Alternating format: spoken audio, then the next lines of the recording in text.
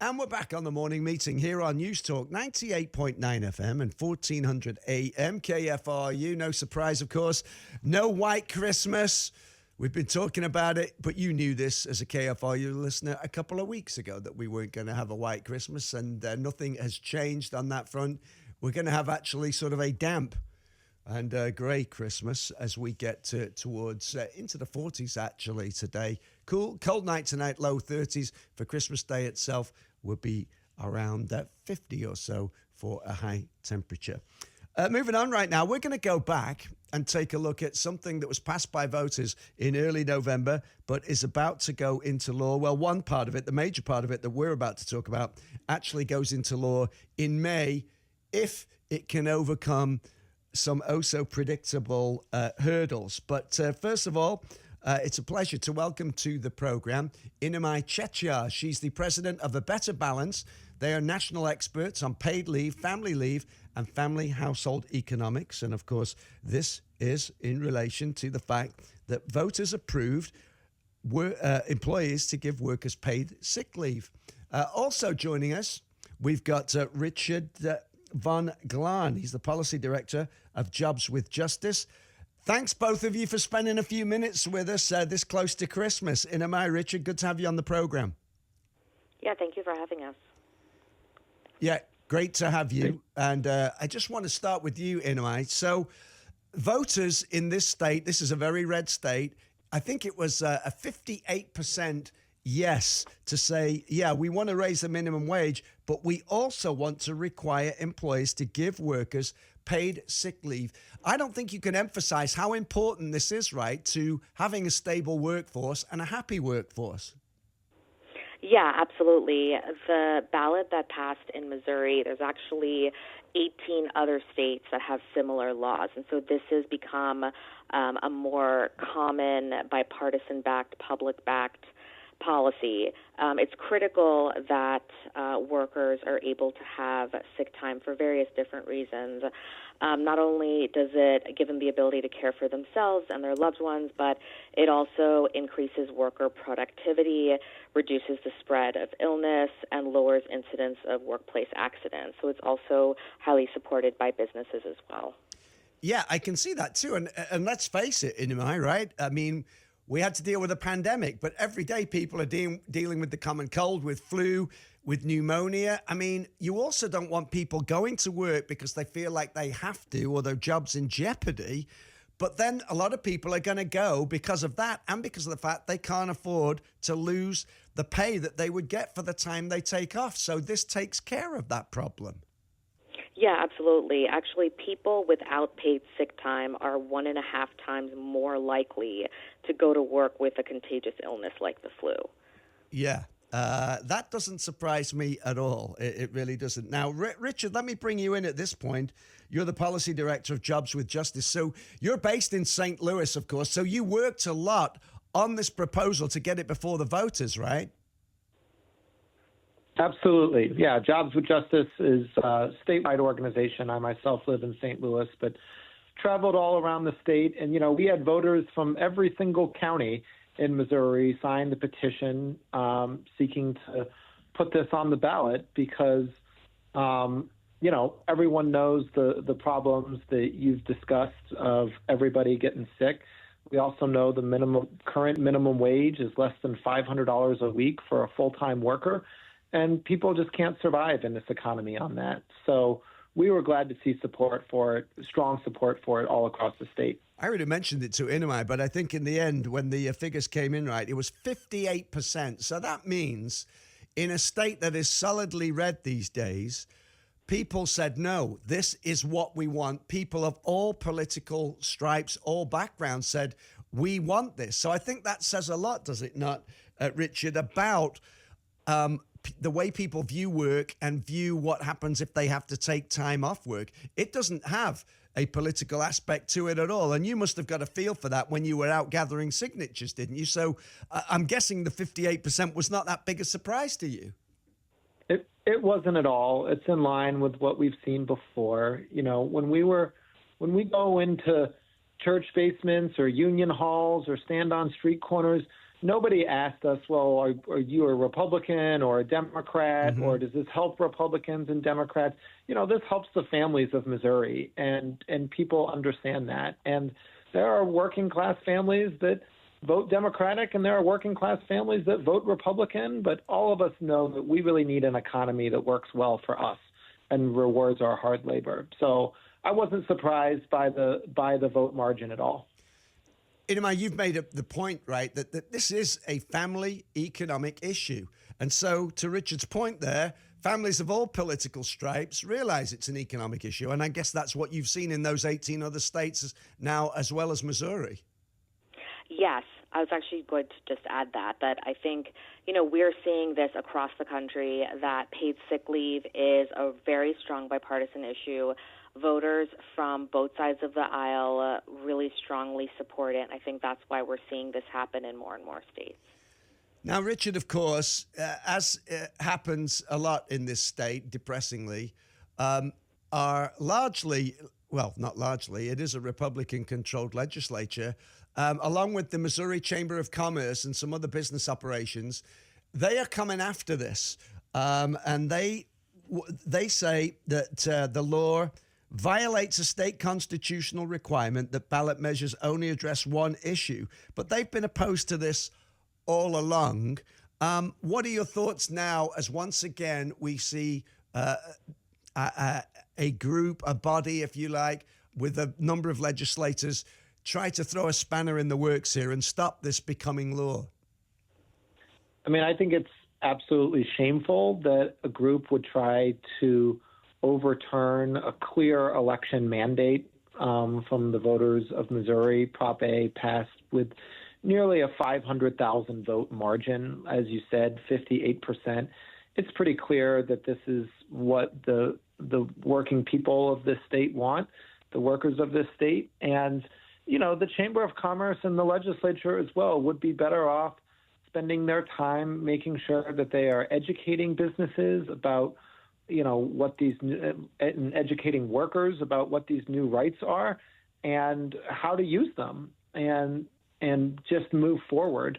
It's unfortunate that I think we will probably see them try to relitigate this election, but it's a pretty clear mandate, and I feel confident that we're going to be able to see this through. Workers are going to see the first increase in the minimum wage in just over a week on January 1st, when it will go up to $13.75. And then on May 1st, workers are going to begin earning paid sick time that they'll be able to use to take care of themselves and their families. And that's the timeline that we're on, and everyone should expect us to stay on. Yeah, let's hope that's the case. I think that's, my personal opinion. But in the other 18 states that you mentioned where this has passed, did you see similar legal challenges from commerce organizations? So what's interesting is that no statewide paid sick time law has ever been struck down, and all of these statewide laws like paid sick time have been found to be on clear legal footing, and so we are very hopeful on that end. So, Richard, you probably looked at some of those other states, right? Was our legislation crafted the same way? So, to Inimai's point, you feel like we are on solid legal ground here for this particular measure? Yeah, I mean, we certainly, A Better Balance has a great tool on their website that you can go and do comparisons of laws in other states and see how things have worked. And so, when we were crafting this law, we went and looked at the lessons from other states and what's worked well and what hasn't worked as well. And, we're able to put the best foot forward here with Missouri voters. So it's a very valuable resource that A Better Balance provides. And yeah, we feel incredibly confident about the position that we have on here. I think we're facing a frivolous lawsuit. I think we're seeing pieces of legislation that we've seen previous times that Missouri voters have raised the minimum wage. Interest groups have influence in the halls of Jefferson City, perhaps more than they do with the voters of this state. But we feel very confident we're going to be able to defend the people's mandate here. Yeah, that would certainly seem to be the case, wouldn't it? We've got just a few more minutes remaining. with Inimai Chettiar. She is the president of A Better Balance. They're national experts on paid leave, and family household economics, and they work closely with a coalition of Missouri organizations on this recent ballot measure that we are talking about. That's, well, the minimum wage is about to go into effect January 1st, as you heard Richard say, who's one of those organizations that they worked with, Richard Von Glan, who's policy director of Jobs with Justice. You start accruing the sick days starting May 1st. Was that what you said at the very beginning, Richard, of May? Yeah, workers will start accruing it on May 1st. They should be informed by their employers by April 15th. So, there's a little bit of time for employers to study and understand the law and let workers know what to expect, and then workers can start earning and using the time at the beginning of May. It's common, I think, and you probably, both of you, expected it, and I'll address this to you first, that commerce organizations object to this. We've heard it before. Oh, we have to raise the minimum wage. This is going to mean everything's going to cost way, way more. That's never really been the way it works out, right? And what happens is when you've got a workforce that is more secure, both with a higher minimum wage and, very important to this, paid sick leave, that it's basically a case of the rising tide raising all boats. Isn't that what we've seen, or is it too soon to say in those other states? Yeah, absolutely. That is what we've seen in other states. And the business case for paid sick time is clear. Given all of its significant benefits, it's actually not a costly policy. So research shows that paid sick time only increases an average of 2.7 cents per worker per hour to cover the cost of paid sick leave. And we also know that employers that provide sick leave are actually more likely to provide additional benefits and additional leave as well once they see the benefits of paid sick time.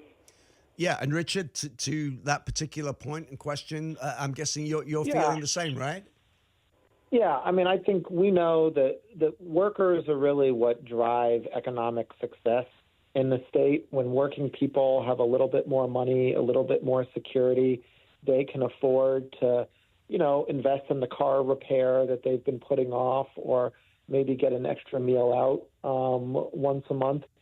We saw in 2018, when Missouri voters also voted to raise the minimum wage, the Chamber of Commerce said, oh, the sky's going to fall, everything's going to collapse. Yep. And yet, from 2018 to 2024, we looked at the unemployment rate in Missouri compared to all of our neighboring states, and our unemployment rate has actually gone down at a faster rate than the national average and than every neighboring state that didn't increase the minimum wage.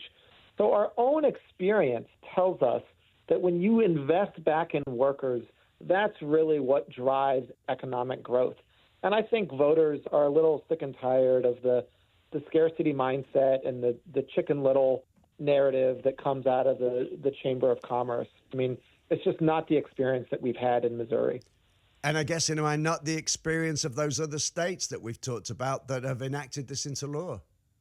Yeah, no, that's right. Absolutely not. They have all had very positive experiences with these laws, both from the employer and employee perspective and from the state perspective as a whole. So as we've talked about, it looks like there will be some kind of lawsuit against this. Inimai, will you team up with organizations like Richard's to fight that, or are you just about helping them get it on the ballot and get it passed, and then it's to the other organizations in state to fight the legal aspect of this?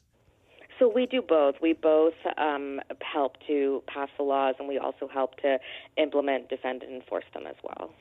All right. Well, hopefully either they'll give this one up, right, Richard, or you'll be victorious. Do you have any idea of how that's going to go or what the timeline looks like? Yeah, I'm not sure what the timeline would be. I think some of the claims made in the lawsuit are pretty unprecedented and challenging. So, we'll see how long it takes. But the important thing for workers to know is that Proposition A is the law of the land. Right. It is passed by voters. It is the law today. It will be the law tomorrow, and everyone should just prepare for it and prepare to implement it smoothly here this spring. Yep, let's hope that's the way it goes. In the spring, of course, for the sick leave, as we've talked about, that starts in May, and minimum wage in January. Inimai, pleasure having you on the program. I really appreciate your time and taking a few minutes out to join us this morning. Inimai Chettiar, president of A Better Balance. Thank you very much. Thank you. Yeah, it's great to have you on the program. Also joining us, Richard Von Glan, Policy Director of Jobs with Justice. Richard, thanks to you and good luck to you. All right. Thank you very much. All right. Thank you very much. Certainly appreciate that. And once again, we're going to keep an eye on that. As well, these commerce groups and, of course, the legislature try to overturn the will of the people. Remember, this time, this wasn't close. 58% voted in favor of this measure. So just remember that. It was a broad bipartisan group of voters who said this is what we want in Missouri. We're coming back with more of the morning meeting right after this here on News Talk 98.9 FM and 1400 AM KFRU, the voice of Columbia.